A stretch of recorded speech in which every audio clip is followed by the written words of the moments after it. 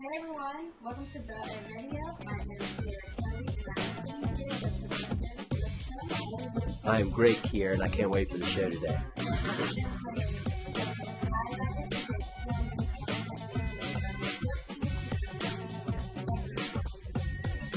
And what's coming up first? I understand you had a chance to talk with somebody on campus.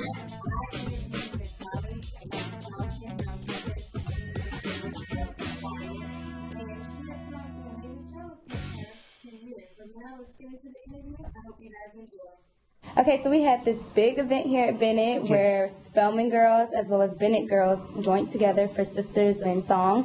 And I just want to get your perspective on how it went because everybody else, it was a big thing to all of us because we never do anything with Spelman. Sure. The event was just awesome. It was an awesome evening, even in the planning process. We had a wonderful time working with the Spelman alumni and in terms of working together to bring this historic event. We were able to come together for the first time in history. And while we understand that Spelman has played Bennett in basketball, we've had those exchanges. We have never come together to actually sing together. There was no competition that night. It was all about sisters and song. And so that was the most exciting part about it, is that we did it for the first time. Both parties bought into it, and we ended up just packing the house. Yeah, it was amazing. So who initiated Bennett and Spelman coming together? Was it us or was it Spelman? Actually, it was a combination. In 2009, we were in D.C. working with the 105 Voices of History, which is the largest HBCU choir. And we began a conversation with some of their students. Actually, one of the students approached me and was like, we really, we're talking with some of your students, and we've been thinking about maybe we should get together. So I said, wow, that would be a wonderful idea. And I had already spoken with another colleague of mine and just kind of mentioned it. So it was just ironic that the students also approached me about it. So then the next year we were in Washington again for the same concert, and another student approached me again about it. And I told her, well, last year we had this conversation. I had been having a conversation with some other colleagues, and that young lady ended up being the tour coordinator. Oh, wow. So when she became the tour coordinator, she contacted me and said, listen, let's do this. So, that concert was amazing, but every time Bennett girls have a concert or anything, it's always good. It's always like, oh my God, this is our choir. So can we look forward to any other, big events like this? Oh, absolutely, absolutely. Our final concert will be May 7th at 7 o'clock, and that's what we call the alumni concerts, because the alumni will be coming in for commencement. So we will have parents there as well as the alums. So May 7th, it will be a fantastic concert. You should be there. It'll be the last one for the semester. We have one senior graduating, so for her it'll be a little teary. But the choir has been working so very hard to be productive this semester. Yeah. Okay, so with shows like that, I know it can be nerve-wracking. So how much work do you have to put into shows like that, and do you ever get stressed out? We do work really hard, even for singing 2 songs for the Spelman concert. Even for those songs, the girls really work hard to be sure that they do their very best. And sometimes that includes having evening rehearsals. So through the semester, occasionally we will have evening rehearsals as late as 8:30 at night and work until 10 if need be. I've even had some morning rehearsals where they come in at 6 o'clock in the morning. 6 o'clock because they're focused. We don't have to worry about them being focused on anything at that hour. But they do it. They do it, and they come in. We're very productive. And then hopefully what we practice, all those extra rehearsals we have, actually show when we are actually performing. At least that's the hope. Well, since you're the choir director, so how did you get into music? What made you fall in love with music and want to become a choir director? I have a family that is there. Everybody sings or plays an instrument or something, it seems. So I grew up around music. When I was in the 5th grade, I had been taking piano since 2nd grade, but in the 5th grade, I told my mom one day, I want to be a music major. And Leontine Price, the famous opera singer, is from Mississippi, and I'm from Mississippi, and I'd heard a recording of her, and I was just so amazed by it. So from then on, it was just me practicing the piano and singing. And then when I got to college, I became a piano major, and I switched from piano to voice. And then I went to the University of Mississippi for my bachelor's degree, and then I went to Howard for my master's degree. And when I got to Howard, it was like, wow, it was another world. Maddie Wilder Dobbs, who was the first to sing under contract at the Metropolitan Opera as a Black woman, was my teacher. Oh, wow. And so she truly inspired me. So I was doing a lot of singing with the Howard University choir and the chorale and the chapel choir. I was singing in the area, so I was doing that. But I had a friend who asked me to conduct a children's choir. So I started conducting the children's choir, and about a year later, he asked me to conduct the adult choir. And I was like, really? I can deal with the children, but the adults. And so I did the adult choir, and towards the maybe 4th or 5th year of doing this, I got a job in the Prince George's County school system. And what was I doing? Conducting the choir, conducting the children's choir. And my first year in that position, the supervisor for Prince George's County, which is, again, the largest county in the state of Maryland, asked me to be the assistant conductor for the Prince George's County Honors Chorus, which I think we auditioned up to like 300 kids. So I was the assistant. The next year, they asked me to be the director. That is the same year. You just couldn't get away from it. I know. It was just right there in front of me. And then the next year, I had a friend call and say, listen, there's an opening at Bennett College, and you really should apply. And so that's been my journey. Oh, wow. Cool. I know you're a choir director, but do you ever perfect anyone that can't sing to make them sound like your choir that you have at Bennett College? Listen, we work real hard to help students, even students in the choir. Some of them are not necessarily solo singers, but if they work hard, some of them take private lessons with me, or they get in my voice class, and so then they're able to learn about the voice and how to use the voice, and so they become really decent choir members. Looks like I'm gonna have to take them private class. Absolutely, come and join us. Well, thank you so much, Ms. Johnson, for coming by and talking about the choir and how you got started. We really appreciate it. Thank you for having me. I'm excited to see what new events the choir will put on this career, because I want to be part of the choir. Now, are you just being hard on yourself, or is it true that you can? Well, are you a good storyteller? Yeah, Okay, because Dr. Langa, he is a great storyteller, and he goes over to our Martin Dixon Intergenerational Center and tells stories to the students there. Well, I want to hear the story, and I can't wait to hear it, so let's listen. I'm back again to tell you another story. Well, let me call it a tale. You know, a tale also means a story, right? So I'm going to tell you a tale about animal tales. About these tales. You see these tales, animal tales? See? Tail. Lion. Tail. What's this? What's this? Oh, wonderful. Okay. Squirrel. Oh, my God. I'm so impressed.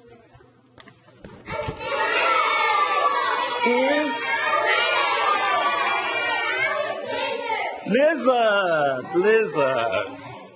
Okay, lizard.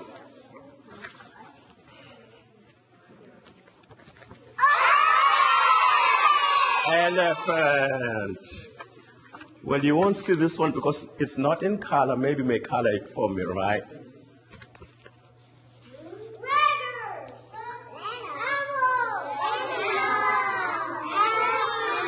What kind of animal? Monkey.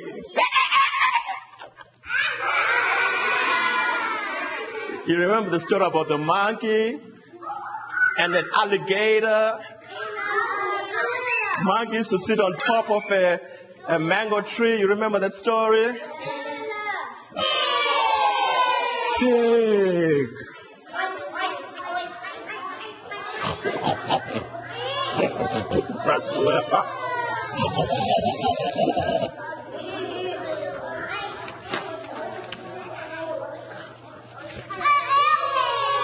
Pig. pigs, more pigs.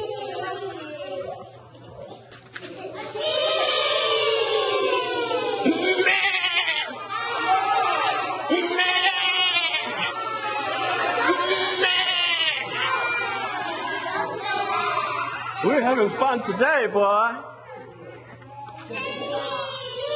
Yeah. Okay, now. Okay, let me begin my tale. You know, a long, long time ago, animals did not have any tails. Oh, boy, they were not as beautiful as they are today without the tails. Now, let me show you another picture. This one. It looks like a beaver. Looks like some kind of rodent, but we call it a desi. Desi, right? And you know what? It doesn't have a...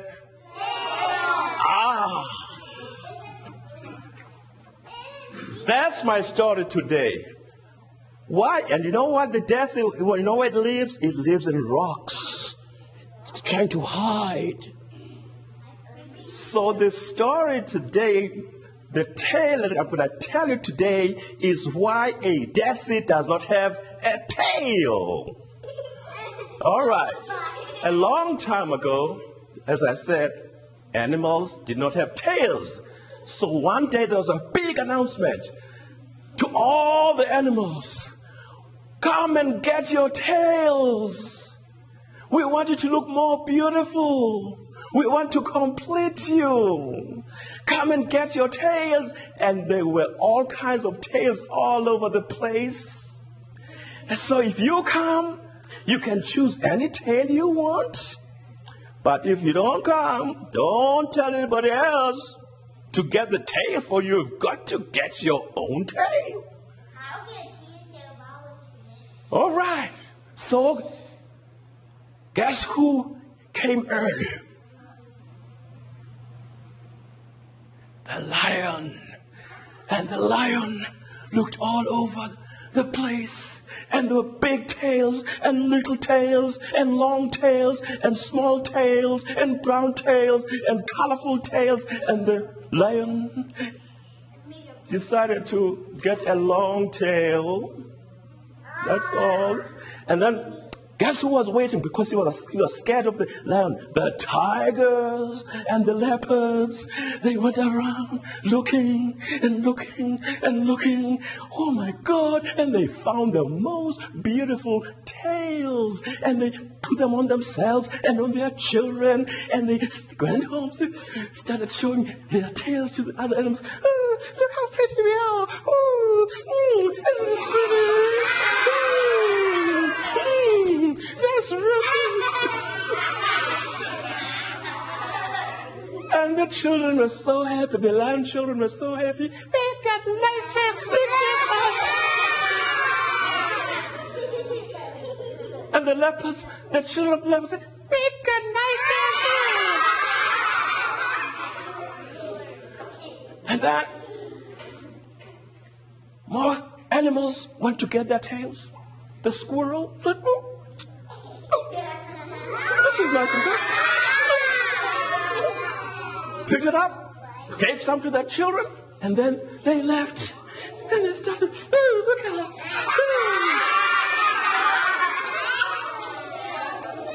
Well, as time went on, more animals went to get some tails, but guess what?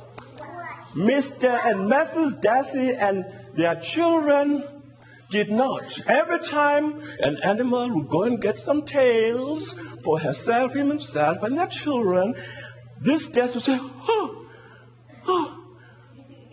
that's nice. Oh, that's good. Oh, that's pretty. And then the squirrel would say, when are you going to get tails for yourself and your children? They say, oh, don't worry. We got time. Okay, say, okay, fine. But, you know, they'll be gone. By the time you get there, they'll be gone. There are all kinds of animals all over picking up tails. Picking up tails. Picking up tails. And then the Daisy family, every time they saw an animal say, look at my tail, they say, okay, those tails are going to run out pretty soon.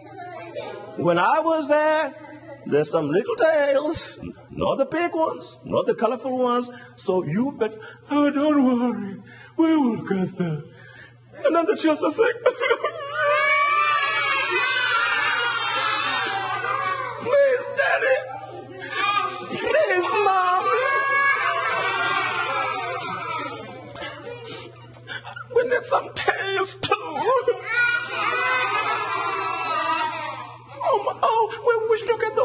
Look at those tiger's tails. And the lizard tails. Hey,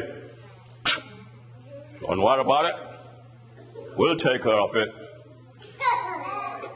And again, time kept going on.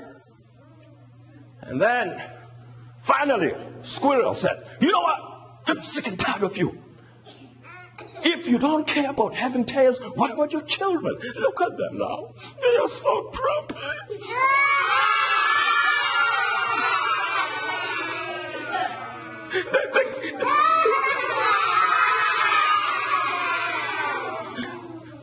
No, you don't want your children to think that they're not pretty. Now, if you don't care for yourself, at least you should care for your children. What did the Daisy family say? What did they say, the mommy and what did they say? Oh, well, there's time. Oh, so the squirrel says, I think you're just lazy. You have all kinds of excuses. First, you were too busy. And then they say, didn't I ask you to get this? No. We were told you have to get the tail for yourself. And even if I could get a tail for you, I don't know which tail you like. Okay? So go get up and get those tails. Finally, the pigs come through.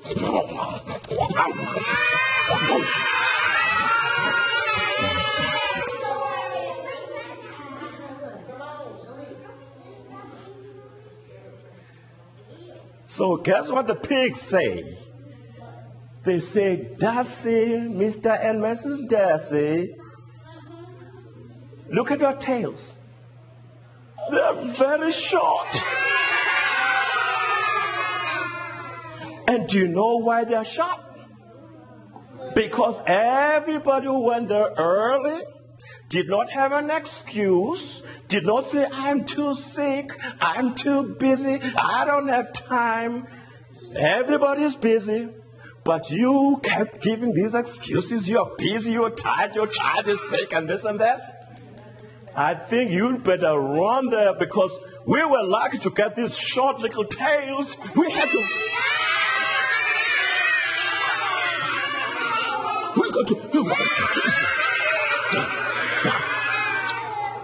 And we just got the last tails. Well, we don't know because the animals just kick these little tails all over the place anyway. And so, at least we got some tails. It is better to have a tail than not to have any tail at all.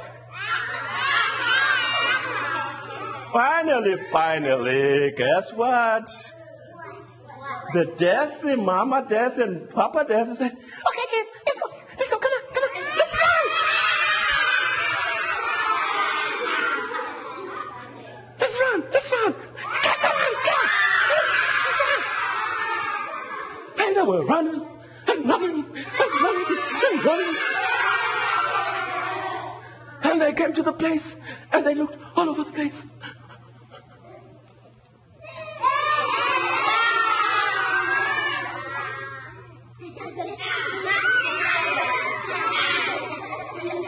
Guess what? Were there any tails left?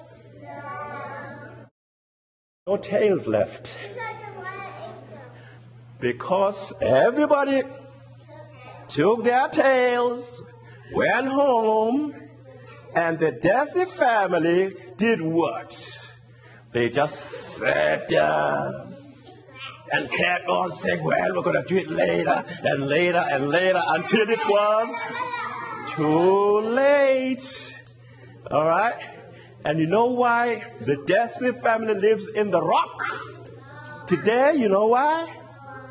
Because they don't think they are pretty, because they don't have any tails, so they hide in the rocks because they're so ashamed they don't have any tails, and they're trying to hide under the rock all day so that nobody will say, hey, look at those ugly Desi children. The parents, the parents were too lazy to get them some nice little tails. And then the leper says, if you went there early, you'd have some nice tails. So why did the Desi family not have tails?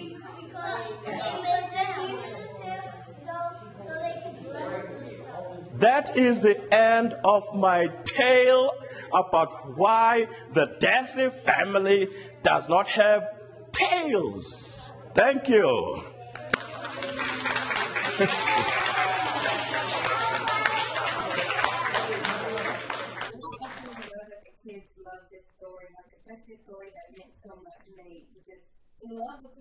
Yeah, and it really fills in a lot of nature questions that I've had over the years. No telling in future weeks what Dr. Lang is going to get into and explore with those great kids over at the Martin Dixon Intergenerational Center. Now, you live close by to downtown Greensboro, and there's a lot that goes on downtown that we don't know. In this next segment, we're going to show you what's going on in Greensboro downtown. And Kristen had a chance to talk with Mary, who is a great person, and she runs an antique store.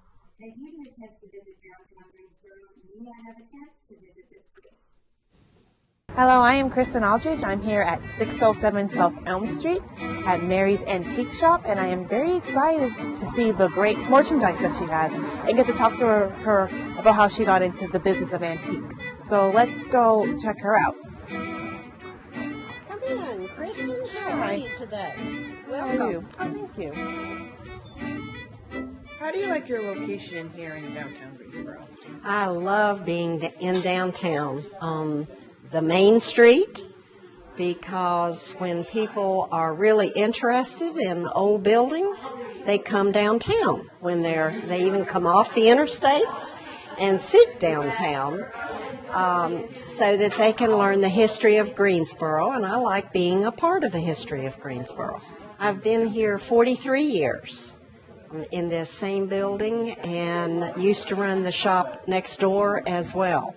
Now your antiques, are they from America or are they from other countries as well? A lot of them do come from other countries. For instance, these green doors behind us came from France. The statue came from another country as well, and it is extremely heavy, but it's also a statue.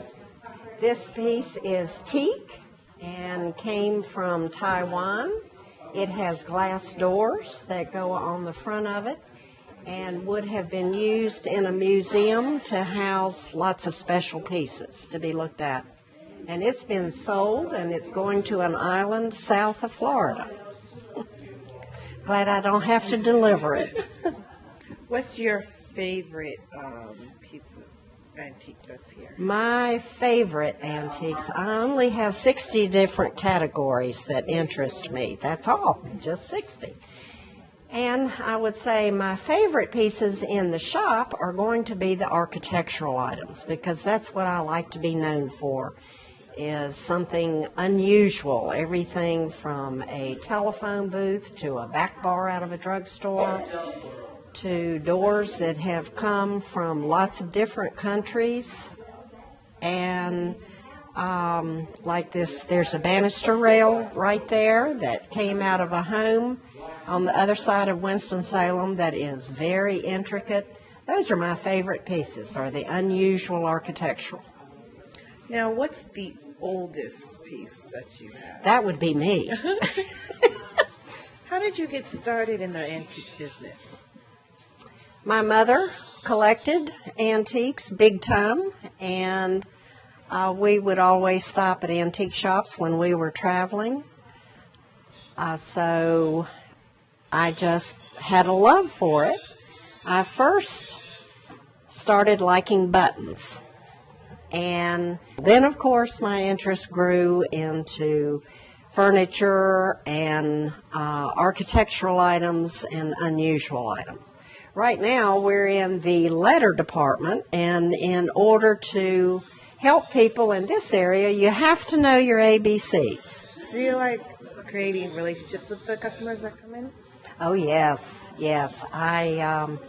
Of course, I want to meet their needs if I can and answer lots of questions, but we also like to get to know the people who are our customers because we want them to come back, and so we can call them if we get something in that they are specifically looking for. Do you think there are any hidden treasures among the merchandise here? Yes, I do think there are. But if someone buys a piece and once they get it home, they find a $100 bill that's been taped to the back of a drawer, of course they don't come back and tell me about something like that. So, but we do have treasures here that once people get them to a location where they might be looked at by an appraiser, they find that they're worth a whole lot more than they paid. And of course we like that because we've made them happy, and they might come back looking for another treasure. Unfortunately, my visit with Mary is over, but I had a great time talking with you and seeing your lovely antiques here, and I got a really great doorknob out of it too. Now, what are the hours of your store? We are here 10 to 5, Monday through Saturday, right in downtown Greensboro at 607 South Elm Street. Well, thank you very much for taking your time with us, and I hope to see you soon. You are welcome, and I would like to give you a prism, which we are well known for our prisms. You can hang it in the window, let it reflect light, wear it as an earring or a necklace. That would be a good idea. Okay. Quite very lovely, like everything else you have in your store. Thank you. Thank you very much. Thanks for coming. Thanks for having me, Kiera, and I'm really excited with all that was going on last year. Really excited to see what things you'll find for us to listen to this year.